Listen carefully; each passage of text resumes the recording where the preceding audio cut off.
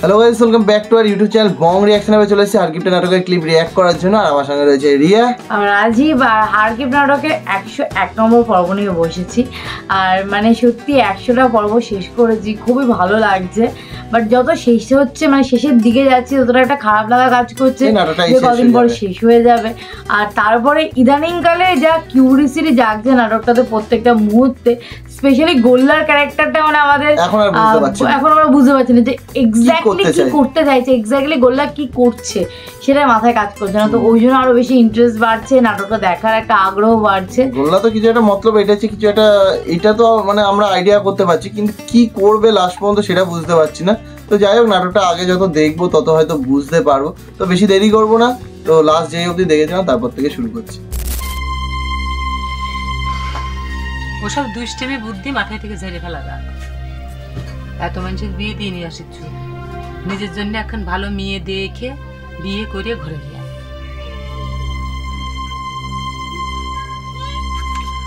আমার কথা বাদ দাও, তোমার একটা কথা জিজ্ঞাসা রাঘবা। তুই কি জিজ্ঞাসা করবো আমি জানি।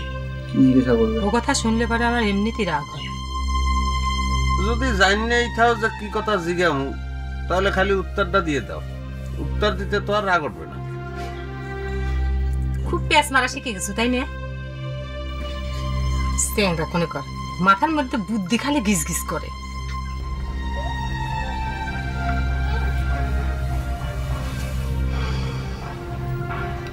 তোর কথার উত্তর আর আমি কি দিব রে গুল্লা?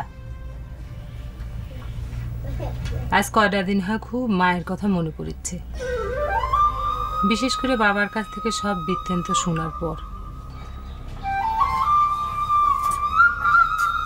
একবার চিন্তা করে দেখেছো গুল্লা, আমাদের মধ্যেকার মেয়ে ঘরে নিজের বলতে কিচ্ছু নেই।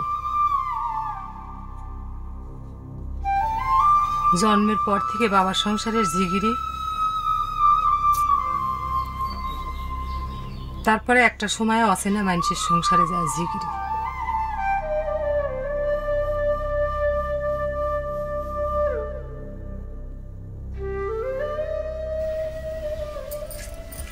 ঠিক আছে মা, ঠিক আছে বাবাজি, বাবাজি বাড়ি যাচ্ছে। বাবা, আপনি কোনো ধরনের টেনশন করবেন না। একটা সমস্যা হয়েছিল, আর এই ধরনের কোনো ধরনের সমস্যা আর হবেই না। আমি তো সেজন্য কোনো টেনশন করতেছি না রে বাপু। একসঙ্গে পরিবারে বাস করবে গেলে একটু একটু ঝগড়া লাগবেই পারে। তো সেই ঝগড়াঝাটি লাগলে যে বড় ভাইয়ের মাথায় বাড়ি দিয়ে একেবারে বাহাদুরি দেখান লাগে না, সেটা আপনি তাকে ভালো করে বুঝাই দেন আব্বা। হয়েছে কি আব্বা, আমার উইফেক্স যদি কেউ অপমান করে তাহলে পরে আমি একদম সহ্য করতে পারি না। সে হোক বড় ভাই, হোক ছোট ভাই। তোমার একটা কথা কই বাবাজি, তুমি আমার জামাই হইছেও জন্য করছি না। যে কারণেই হোক লেখাপড়াটা হয় নাই, কিন্তু জীবনে চলার জন্যই একটা কিছু করার দরকার। আব্বা, আপনি এবারে কোনো ধরনের টেনশনই করবেন না। আমাদের আব্বার সম্পত্তির ভাগটা পাই গেলে আর কোনো টেনশন নেই। বাপের সম্পত্তির ভাগ তো সব সন্তানই পায় নহর, কিন্তু সেই সম্পদটা রক্ষার জন্য নিজেরা যোগ্য করে জীবনের অনেক সময় তো ব্যয় হয়ে গেছে, এখন জীবনটা চালানোর জন্য একটা কাজ শুরু করো। আব্বা, আমার মাথার মধ্যে এই পরিকল্পনাটা করে রাখছি, কিন্তু সমস্যা হয়েছে কি আব্বা, আমি তো একটা ডাক্তারের ভগ্নিপতি। এই যেমন তেমন কাজ তো আমার পক্ষে করা সম্ভব না, আমার একটা সম্মান আছে তো। শোনো নহর, মানুষ নিজের পায়ে দাঁড়াতে না পারলেই কেউ তারা সম্মান করে না। আর নিজের পায়ের নিচে যদি মাটি না থাকে তাহলে তার বইয়েরও কেউ সম্মান করবে না, এটাই স্বাভাবিক। আর নিজেই যদি অন্যের গলগ্রহ হয়ে থাকো তাইলে পরে শুধু ডাক্তার কেন, জজ ব্যারিস্টারের ভগ্নিপতি হয় তুমি কোনো মান সম্মান আদায় করে পারবে। ঠিকই বলেছো আব্বা, আমরা আসি তাহলে। আচ্ছা আব্বা, আসি। আসসালামু আলাইকুম, দোয়া রাখবেন আব্বা।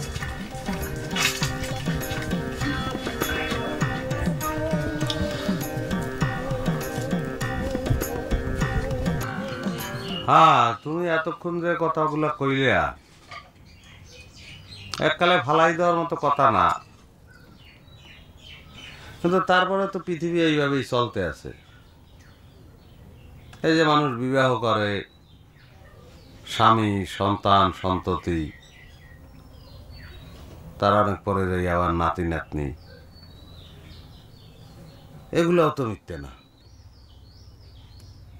সত্যি হোক মিথ্যে হোক সেটা তো আমার এত জানার দরকার নাই। তোর যদি এতই জানার ইচ্ছা থাকে তাহলে যা যা নিজে এখন বিয়ে করে গা, বউ নাতি পুতি ছাল বিয়ে সংসার করে গা, আর এখান থেকে যা। আমি বিয়ে করবো না এ কথা তো কই নাই শিবানী, তবে মনের মতো কাউরে বিয়ে করতে পারবো কিনা সেটা অবশ্য জানি না। না, জগদত্ত পাত্র হিসেবে খুব একটা খারাপ না, তোমাকে জাতির মধ্যেই স্বজাতির ছেলে। হয় খুবই ভালো পাত্র, আমার মতো থুপড়ির জন্য তো খুব ভালো পাত্র। চোর হোক ডাকাত হোক, আগে 3-4 বিয়ে করা হোক, আমার যে বিয়ে করতে চাইছে সেজন্য তো আমার ধন্য হয়ে যাওয়া উচিত। তা আবার ধর যে দান যৌতুক ছাড়া সেসব কিছু দাবি করছে না। যত কথাই কও শিবানী, জগদারের দেখতে কিন্তু বোঝা যায় না যে আগে বিয়ে শাদী হয়েছিল, তাই না? আচ্ছা, তুই তো তখন থেকে আমাকে নানান ধরনের প্রশ্ন করে যাচ্ছ, তোকে একখান প্রশ্ন জিজ্ঞাসা করি আমি। শোনে, তোকে আল্লাহ কিরে দিচ্ছি, তুই কিন্তু আমার কাছে মিথ্যে কথা কব না, সত্যি সত্যি উত্তর কেন দিব? না তোমার লোক মিথ্যে কথা বলবো, ক্রিয়াটা লাগবে না, তুমি জিগাও।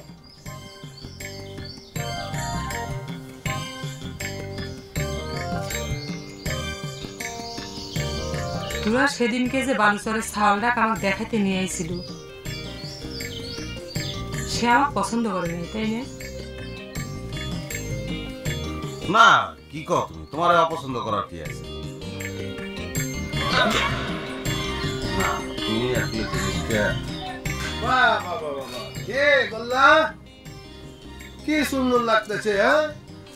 তারা দুইজনে যেভাবে কথাবার্তা কইতাছ আমার তো হিংসাই লাগতেছে। না বস, বিষয় সেটাই না, আসলে আপনার জন্য অপেক্ষা করতে আসছিলাম।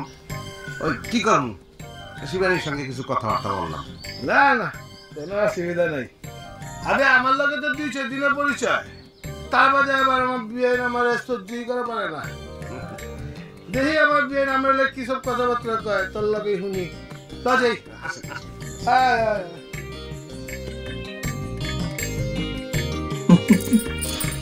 মানুষ যে এইরকম বেঈমান হইতে পারে সেটা আমি গুল্লাক না দেখলে টেরই পাইতাম না। জাগায় নিজের কোনো যুক্তা নাই, তাগার কাছে সকলে কি বেঈমান মনে হয়। তুমি বুঝতে পারতেছ না, তুমি যদি কথাটা শুনতে তাহলে তুমি তাই মনে করতে। আমার কোনো কিছু শোনার দরকার নাই। যতদিন ওই গুল্লা ভাই তোমাদের কাম করে দিছে ততদিন সে খুব ভালো ছিল, আর এখন খারাপ হয়ে গেছে। তখন যে তোমার বাপ আর বহর তার বেঈমান কইতো, সে কথা কি মনে আছে? এখন যা শুরু করেছে ওই রকম কাম আমাদের না করাই ভালো আছিল। গাছে তুলে দিয়ে মই টানিয়ে বিপদে ফেলানোর কোনো দরকার আছে? এটার বেমানি কয় না? কইলাম তো, জাগারে গাছে ওঠার ক্ষমতা নাই, তাদের কাছে সেইটাই মনে হয়। আর যারা গাছে উঠতে পারে তাদের কাছে গাছের নিচে মই আছে না কেউ টান দিয়ে নিয়ে গেছে সেটা গ্রাহ্য করে না। ঠিক, গাছে ওঠার যে ক্ষমতা নাই সেটা তুমি ভালো করে জানতেছ কি যে কব। গুল্লা যে কিরম পাজি হয়েছে আমাদের এই ঘরের দহল আব্বার নাকি বুঝাই দিছে। এই কথা শুনে তোমার মিজাজ গরম হওয়ার কি আছে? ঘর আব্বার দখলে থাকলেও তা, গুল্লা ভাইয়ের দখলে থাকলেও তা। যতদিন তোমার নিজের ঘর না হচ্ছে ততদিন তো সবই সমান। তাই বলে গুল্লা এরকম একটা বেইমানি করবি? যাদের নিজের কামাই করার ক্ষমতা নাই তাদের ভাগ্যে এই জুটে। তুমি ঘরের মধ্যে কাম কাজ না করে বসে থাকলে তোমার মানসি এসে মই দিয়ে দিয়ে গাছে উঠাই দিবি। হ্যাঁ, বিয়ে করে দিলে কাজ করো দেখো। আমার গুল্লার মতলবটাও মনে হচ্ছে এরকম, যে এদেরকে সিধা করতে চাইছে। কোনোদিন কাম কাজ শিখিনি। বেটা সব মানুষের কাছে এইরকম কথা শুনে আমার মিজাজ গরম হয়ে যায়। কাম কি তোমার ঘরের মধ্যে এসে মানুষ শিখাই দিবি? এত বড় শরীর খান, চাকমোহর বাজারে যায় আর কিছু পারো না পারো ভ্যান চালাইলেও তো সম্মান থাকে।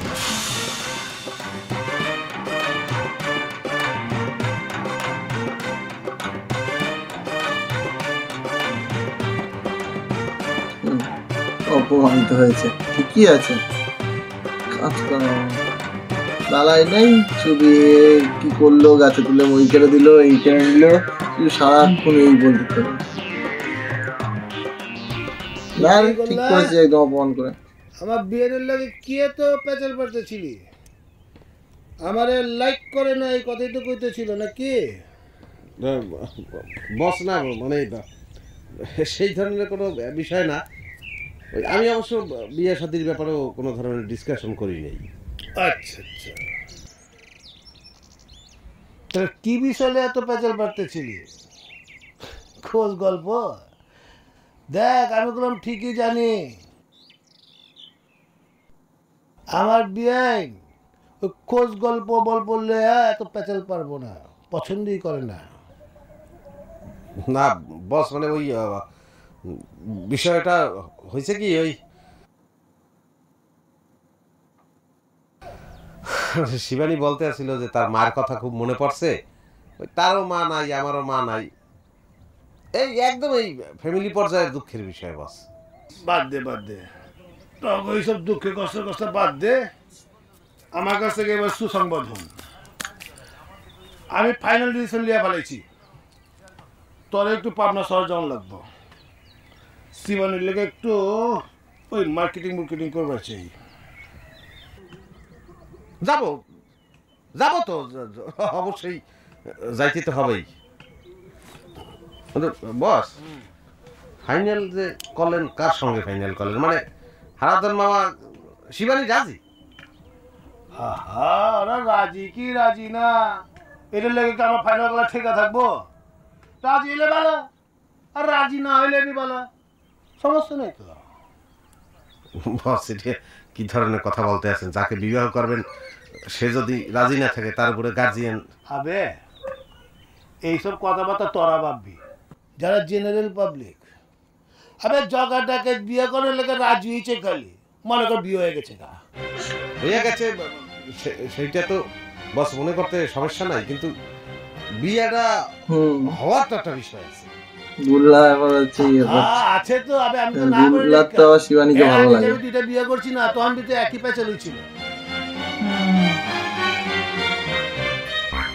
গুল্লার সঙ্গে তো বিয়ে হয় না, তো জাত মিলছে না, সেই কারণে কইছি বিয়ের যত টাকা পয়সা লাগে সব আমি দেব। তারপর দেবী যদি রাজি না হয় তার কি করার আছে? আমার বিয়ে কান্দে উঠামু, জেরে লোক দিমু কালী মন্দিরে, বাস মালা আদর বদল করে ভালামু। আমি এইসব তুই কোনো টেনশন করিস না, আমার সব সিস্টেম রেডি হয়ে আছে। বাবা একটা কথা জেনে না, এই ফাগুন মাসে আমি বিয়ের কামটা সেরা ভালো পারছি। গোল্লার চোখ বড় বড় হয়ে গেছে, ওটা তো এক জ্বালা। দেখ বয়স বয়স হয়ে যেতেছে, সব চুলমুল পাইতে যেতে টেনশন। বুঝস না, মুখটা দেখার মতো হয়েছে এখন, গুল্লার মুখটা দেখার মতন, গোল্লার মুখটা সত্যি দেখার মতন হয়েছে। মানে এরকম মুখ গোল্লার আগে কোনোদিন দেখিনি। মানে গোল্লা ভাবছে যে আমি না এদিক যেতে পারছি না ওদিক যেতে পারছি, কিছু বলতেও পারছে না, জগাটাঘাত বলে কথা। হ্যাঁ, তারপরে জগাটাঘাতকে দিয়ে মনে হয় একটা কোনো কাজও করানোর আছে, যেটা ও বলেছিল যে আমার একটা কাজ করে দিতে হবে। তো আলটিমেটলি কি হবে বুঝতে পারছি না সত্যি, মানে বোঝা যাচ্ছে না যে নাটকটা কোন দিকে এগোচ্ছে। তো যাই হোক, ভালো লাগছে দেখতে, তো দেখছি অবভিয়াসলি শেষও করবো, আর তোমরা সঙ্গে রয়েছো। আর আমরা যদি দেখা বন্ধও করে দিই, তোমরা কমেন্ট করে ঠিক মনে করিয়ে দেবে যে শেষ করলে না নাটকটা, তো অবশ্যই শেষ করব, তারপরেই আমরা অন্য নাটক ধরবো। তো চলো দেখা হচ্ছে নেক্সট ভিডিওতে, ততক্ষণের জন্য টাটা।